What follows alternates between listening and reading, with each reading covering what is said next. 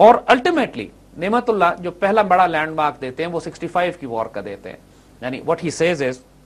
ناگاہ مومنا را شود پدید آید بکافرہ نمائن جنگ چوں رستمانہ, اچانک مسلمانوں کو ایک ظاہری شور سنائی دے گا اور وہ کافروں کے ساتھ ایک دلیرانہ جنگ لڑیں گے.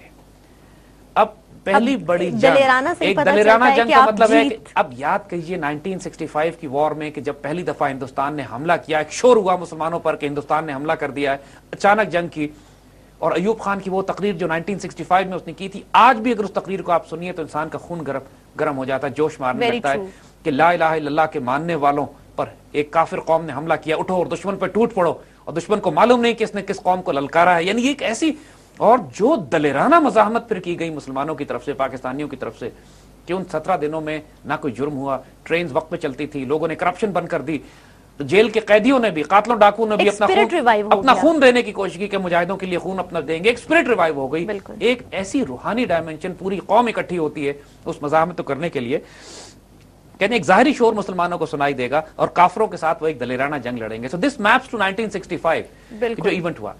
اس کے بعد بڑا انٹرسٹنگ وہ بات کرتے ہیں, کہتے ہیں کہ امیجن کیجئے, now he gives a figure here also, از لطف فضل یزداں بعد از ایام ہفتہ, اللہ کے کرم اور فضل سے 17 دن کے بعد.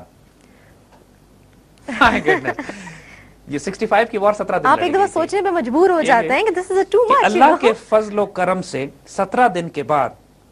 بہت زیادہ قربانیاں, بہت زیادہ غازیوں کی, مجاہدوں کی قربانی دینے کے بعد مسلمان سرخرو ہو جائیں گے. دیکھیے ہندوستان کا آبجیکٹو یہ تھا کہ پاکستان پر, لاہور پر قبضہ کر لیا جائے. بالکل. جب دشمن اپنا یہ آبجیکٹو اچیو نہیں کر سکا اور ایک سرپرائز اٹیک اس کا مسلمان روکنے میں کامیاب ہو گئے, اس بات کے باوجود کہ ہم بے خبری میں پکڑے گئے تھے, تو یہ دشمن کی ناکامی اور ہمارے لیے یہی کامیابی کافی ہے. ہم نے کوئی دہلی کیپچر کرنے کا پروگرام تو کبھی بھی نہیں بنایا تھا, انہوں نے لاہور کیپچر پروگرام بنایا تھا جس میں وہ فیل ہوئے. تو جب وہ ناکام ہوئے اپنے اس کاروائی میں, تو بڑی قربانیوں کے بعد 17 دن کی لڑائی کے بعد مسلمان سرخرو ہو چکے ہوں گے, ہو سکیں گے. اور اس کے بعد ایک بڑا حیرت انگیز واقعہ ہوتا ہے کہ جب سیز فائر ہونے لگتا ہے,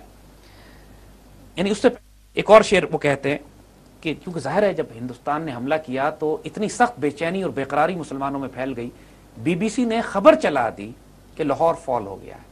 امیجن کریں پوری دنیا کے مسلمان روئے اس کے اوپر کہ لاہور, یعنی اس ایسے موقع پہ رومر سپریڈ, اور بی بی سی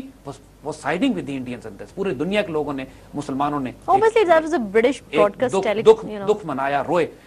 تو نعمت اللہ کہتے ہیں کہ درہین بے قراری ہنگام استراری رحم کنت چواری برحال مومنانہ, اس بے چینی میں, طوفان میں, پریشانیوں میں, دکھ میں جب مسلمان استراب کا شکار ہوں گے اللہ رحم فرما دے گا. یعنی تسلی آ گئی, سکون ہو گیا, پتہ لگ گیا مسلمانوں کو, تسلی دے دی انہوں نے, تو پتہ لگ گیا مسلمانوں کو پتہ لگ جائے گا کہ الحمدللہ صورتحال اتنی خراب نہیں ہے جتنا دشمن پروجیکٹ کر رہا ہے اس کو. 17 دن کے بعد ایک پیس ڈیل ہو جاتی ہے, یعنی ایک سیز فائر ہوتا ہے, لیکن اس کو پرماننٹ سیز فائر کرنے کے لیے, پیس ڈیل کرنے کے لیے ایوب خان اور شاستری, انڈیا کا پرائم منسٹر شاستری لال بہادر, ان کو تاشقند انوائٹ کرتے ہیں روسی, اور روس وہاں پہ ایک ڈیل ہوتی ہے جس کے تحت تاشقند کا معاہدہ طے پاتا ہے. اس معاہدے میں کیونکہ ہندوستان بالکل توقع نہیں کر رہا تھا کہ پاکستانی اس پیس ڈیل پر سائن کر دیں گے, ایوب خان کو منع کیا تھا اس وقت کے بزرگوں نے,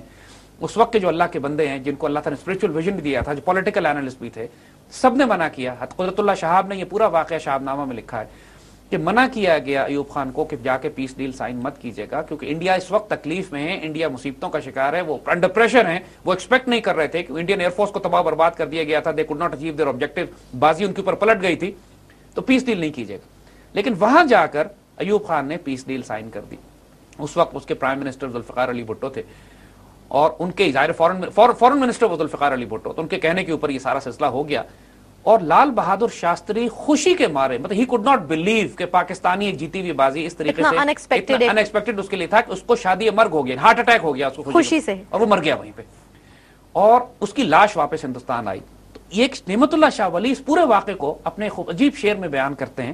کہتے ہیں بقال شبت علن دارت ملک ہائے کفار فنار گشتہ کفار و در حالت دل کفر حالتانہ. ہندو بنیا لفظ بقال استعمال کیا ہے انہوں نے, عربی میں آپ کو یاد ہے کارنر شاپ جو ہے بقالہ کہلاتی ہے, بقالہ ہوتی ہے. تو یہاں پر انہوں نے لفظ استعمال کیا بقال, جو کہ ان کا لیڈر ہوگا, جو کہ جھنڈا لے کے جائے گا, پرائم منسٹر آف بنیوں کا پرائم منسٹر, بنیوں کا سردار, انہوں نے جو لفظ استعمال کیا ہے کہ ہندو بنیا کافروں کے ملک میں جائے گا اپنا جھنڈا لے کر, اور کفر کی حالت میں وہی جہنم رسید ہو جائے گا, وہی مر جائے گا.